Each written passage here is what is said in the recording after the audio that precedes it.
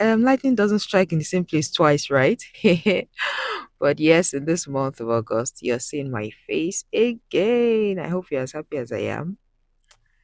Today is Tuesday, um, 11th of August 2026. And I'm here today because a couple of updates that I ought to have shared, right? So, one of them just crystallized yesterday, and I'm very happy about it. And it is the fact that Donald Trump just signed an executive order that has reduced the number of vaccines in the US from 72 to 11. Like 72 to 11. That's phenomenal. It has never happened in history. As a matter of fact, for those of you that don't know the history, for those of you that are have been following this channel, I believe that you would have heard me say this before. But back in the year 1986, right? That's the year I was born. The vaccines before that year, the vaccines that children used to take, I think, were four, right? And then from the year 1986 up until yesterday, when the executive order was signed and it, I believe, took effect, it was 72. So why, if the no, so many questions you should ask yourself. If the vaccines work, why did they have to keep making more, right? I mean, diseases kept increasing. That's just what it meant. And what was causing the increase of these diseases, right? The answer, I believe you know. If you don't know now already, I'll tell you, is the fact that the vaccines cause more diseases, right? So it's like a money spinner for the rulers of this world, right? Produce one vaccine, purport to solve one problem, and then create three additional.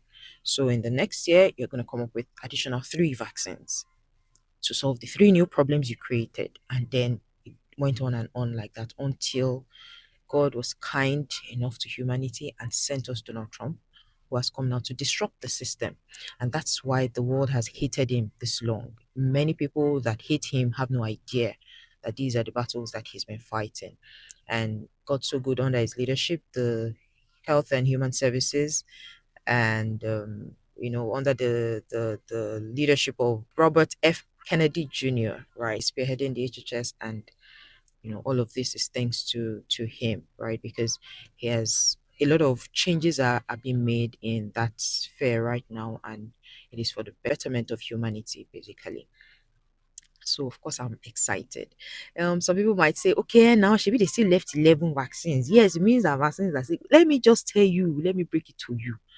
I believe that, the way the world is, right? Because I mean, there's some people that no matter what you do, they believe, right, and they swear by vaccines. So I believe that I mean, um, that is to help address their fears. But the good part of what Donald Trump has done is a lot of sensitization is going on and letting parents decide by themselves. Many of these vaccines even used to be administered into children without the consent of their parents. So now part of what he has put in place is to ensure that parents take absolute responsibility for their children. So if, for example, I say I don't even want any of those 11, nobody is going to force me to take them.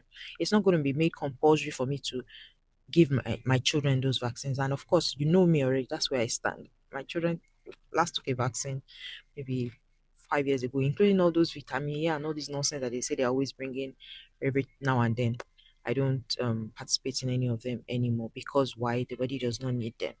Nature takes care of itself by itself, and the best thing you can give to your body is what comes directly in nature. So I don't believe in any of those things, but there are people who still believe, and I mean, there's really nothing you can do to change that belief. So they still have access to the ones that are available in case they want to take them. So that's it. Then another very important update that you should have seen in the news is just that, because it's not favorable to them, so maybe the news media may not publicize it as much as they should have, but it should be the trial of Anthony Fauci. So some people don't know who this man is. I'll do my best to try to give you a brief.